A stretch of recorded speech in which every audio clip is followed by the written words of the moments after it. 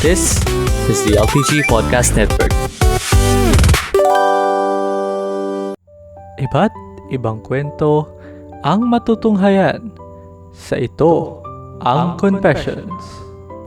Mga kwento mo, babasahin ko.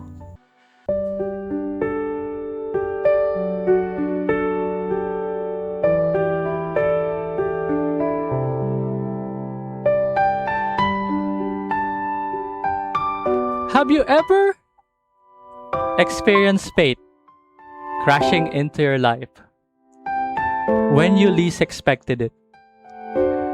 Have you ever bumped into a complete stranger on a completely ordinary day to realize later that your entire world has about to change? Can you remember a time when the simplest moments, like sharing a simple meal, surviving late night school projects, or just sitting together in comfortable silence, suddenly felt like the grandest kind of love? Have you ever looked at someone and felt yourself falling harder every single day? Did you ever hold onto a connection so deeply that you truly believe the two of you had all the time in the world? But what if, when an unstoppable feeling meets the unpredictable turning points of life? Are some people meant to enter our lives to stay forever? Or do they arrive to just simply change us forever? Mga kalamang fellow gamers, this is Rizel's Confession. Dear LTG, have you ever loved someone so deeply that losing him felt like losing a part of yourself too? Because this is a story of mine. It began on an ordinary sunny day inside the school gymnasium. That kind of day that felt completely normal. Noisy courts, students everywhere, life moving exactly the way it always did. I was in the middle of the sports practice when suddenly I bumped into him after losing my balance. And somehow, in that single moment, everything changed. It's just strange how fate works. Sometimes it happens out of nowhere. Sometimes it simply crashes into your life when you least expect it. At first, he and I barely spoke, just passing conversations here and there. But little by little, those moments turned into something more. Then came the night of our first kiss. Unexpected, thrilling, unforgettable. The kind of memory that stays with you no matter how much time passes. After that, everything felt easy with him.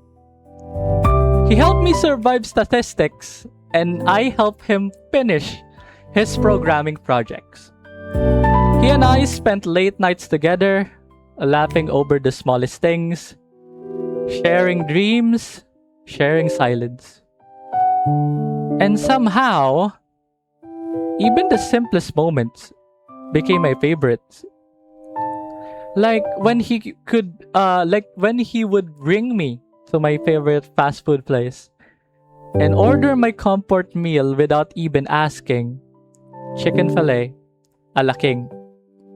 It sounds so small, but back then, it felt like love. He and I trained together too, work out side by side, and every time I looked at him, so confident, so determined, so perfectly in shape, I caught myself falling harder than before. I truly thought he and I all have the time in the world. But fate has a cruel sense of humor. One day, he and I were lovers. And then suddenly, we were not. No big warning, no dramatic ending. Just two people slowly became memories in each other's lives. Still, there are moments I could never erase. Like the night I got sick and he showed up with medicine because he couldn't stand the thought of me suffering alone. Or the nights when I felt heavy with sadness and he sang to me just to make me smile again. I still have his guitar cover saved on my phone. I also heard in the recording that your phone fell on the floor. Good times. A small reminder that once upon a time, someone loved me enough to sing for me. And maybe that's the hardest part about losing someone. Not the ending itself, but remembering how beautiful things were before they ended. It hurts knowing me and I had to go separate ways. But somewhere inside me, I understand. Maybe some people are meant to enter our lives not to stay forever, but to change us forever. And he did.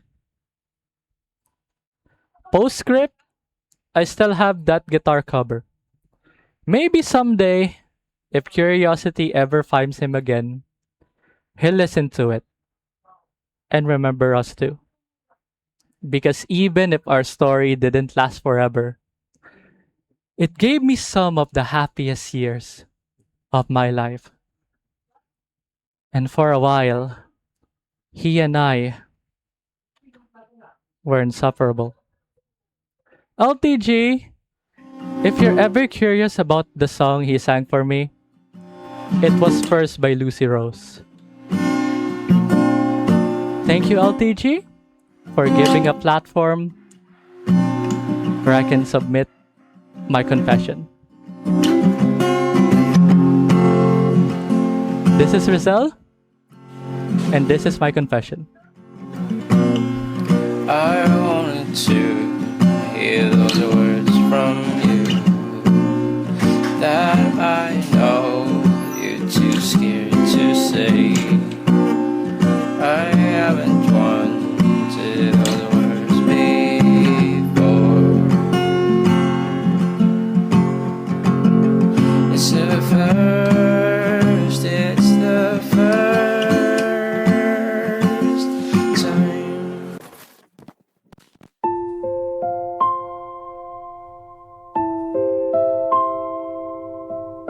And that's it for our confession.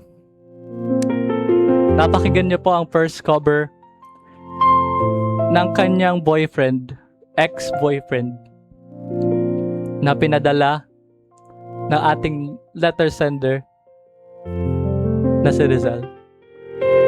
And not gonna lie, I'm not that kind of person to have those relationship advices, you know. But because not gonna lie, I'm not those kinds of relationship. I don't have any experiences with the relationship, but that was pretty tough. Oh my god, that was really tough. I didn't expect that that kind of bigat, ika nga, that kind of weight on that confession. And I think my advice for this is, if you still have a chance, if you still have a chance, you can get it. But if you don't have a lot of things to cover up, na talagang that is the final. We don't have a choice than to move on. Ang sakit that that will be a final goodbye, ika nga, sa'yo. And I know that I know that it is hard to lose someone that special. It is so hard to lose someone that is so memorable to you. It is so hard to lose someone that is irreplaceable, ika nga. And I know that you and him, ika nga, on your confession, ika nga, dito sa ano na to, you and him were inseparable. And I think you are. You are inseparable. Na ang sakit na syempre bigla na lang poop. Your relationship was gone after like just a single click, ika nga. And ang hirap nun.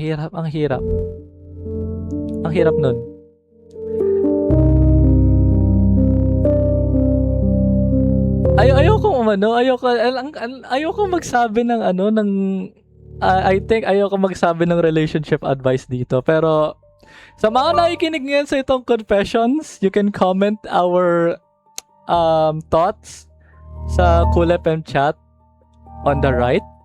At siyempre sa mga nakikinig sa ating live stream, comment nyo lang po. What are your thoughts about this situation? It is a really heartbreaking situation. Not gonna lie.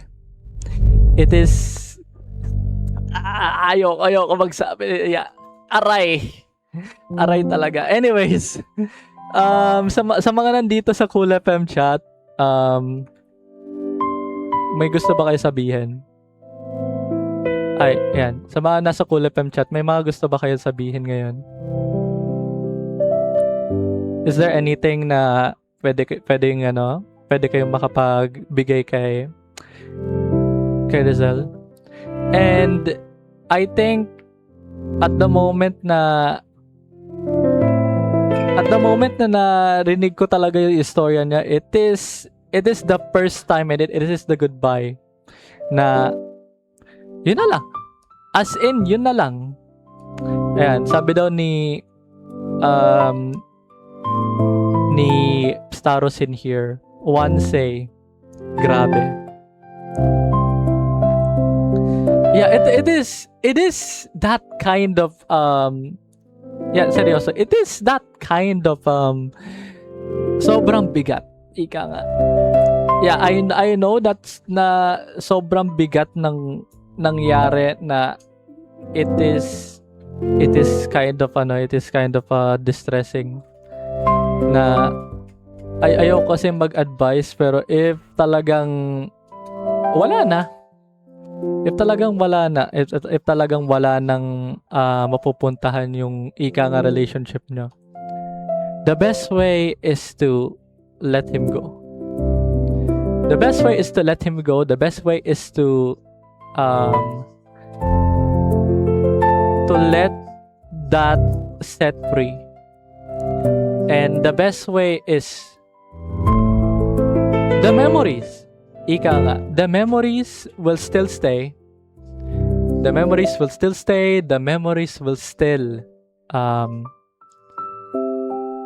align sa atin, na alam na naman na yung mga ganitong sitwasyon na talagang relationship, it can be a hit or miss.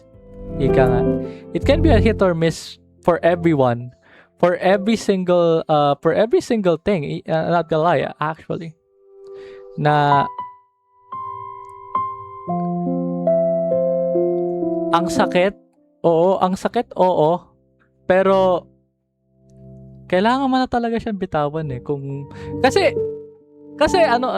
ito. Kasi ito, hindi lang siya yung hindi lang siya yung magiging kampante ka nga or magiging masaya or magiging or magiging jolly to other people or magiging magiging kampante para sa iba. Pinapalaya mo na siya dahil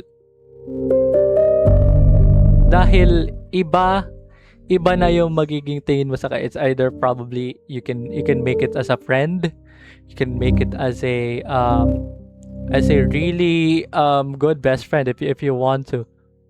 Kasi walang bearing, walang kahit na anong magiging kalalabasan yan if you still want to pursue it, tapos walang kahit na anong development, diba? Ang hirap, sabi nga ng kanta, it is the first time. Kung yan talaga yung kung yan talaga ang una mong pag-ibig, if that is the first time you loved,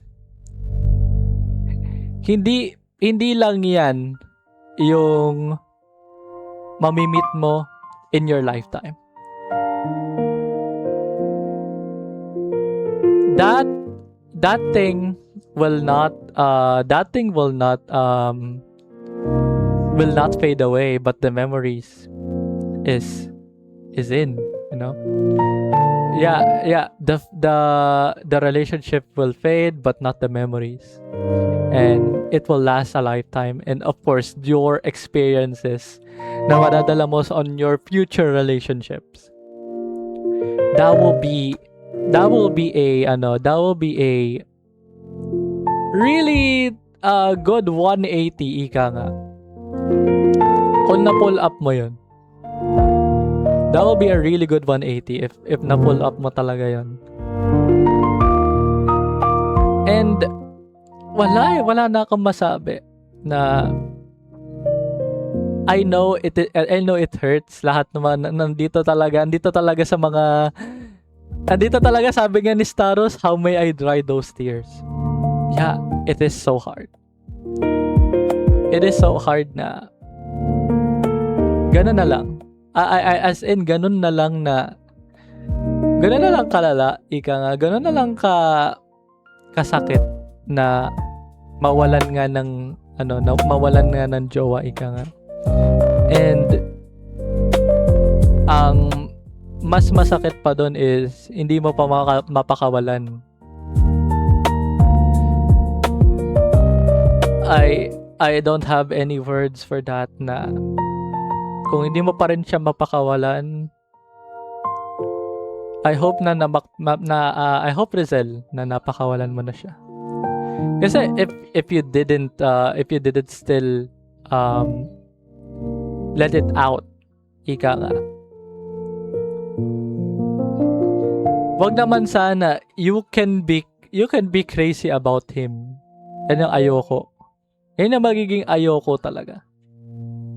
You can get crazy about him, you can get a lot of traumatic experiences na syempre wala siya. Ayan ang pinaka-ayoko na mangyari sa'yo. Ang hirap lang na magkaroon tayo ng ganon, na magkaroon tayo ng ganyang kalalang sitwasyon. Anyways, a really tight hug for Rizel. A really tight hug for Rizel. I'm very, very sorry na naranasan mo to, actually. And thank you so much sa pagdadala ng iyong confession. Anyways, it's already 6 minutes before our end of our stream, at our end of our itong confessions. Again, Rizel, thank you so much for submitting this ika nga heartbreak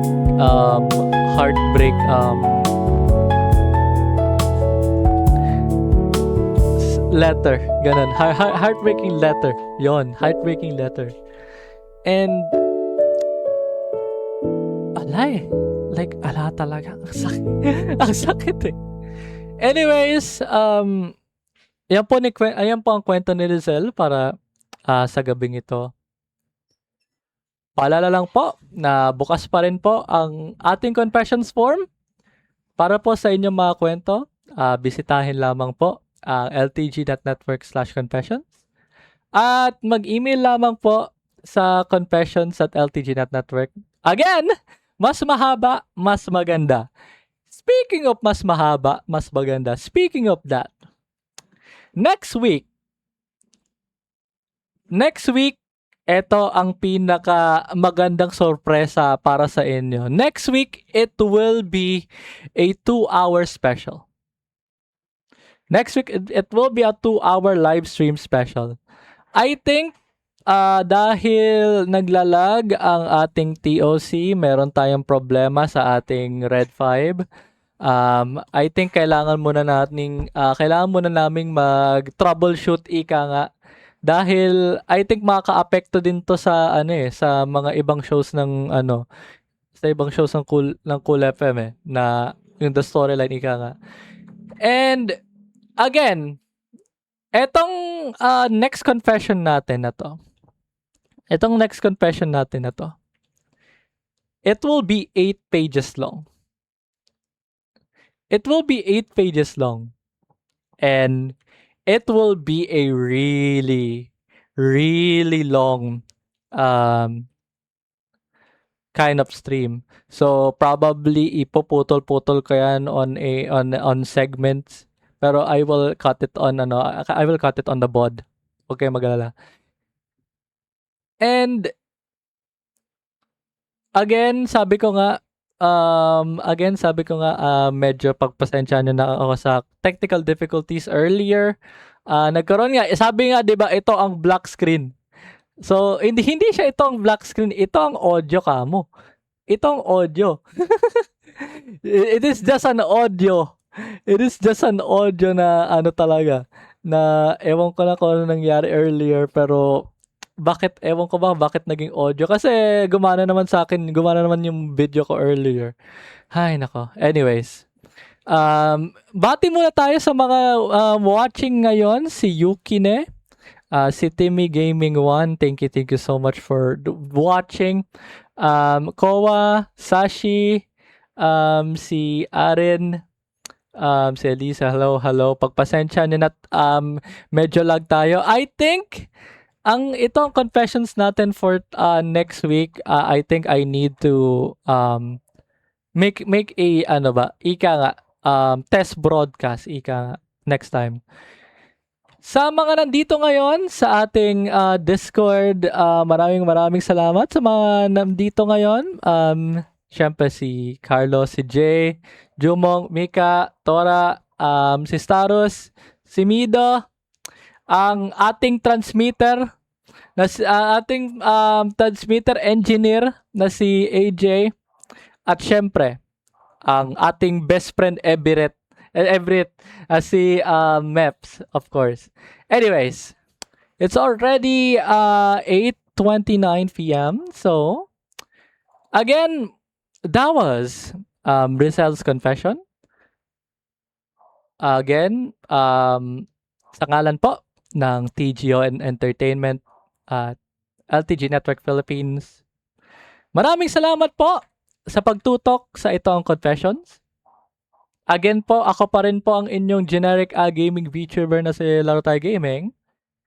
Nagpapaalalang ang inyong kwento ay sumasalamin sa bawat buhay mo.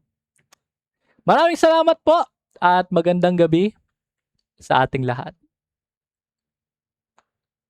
Ito ang confessions. Mga kwento mo, babasahin ko. Ito ang confessions.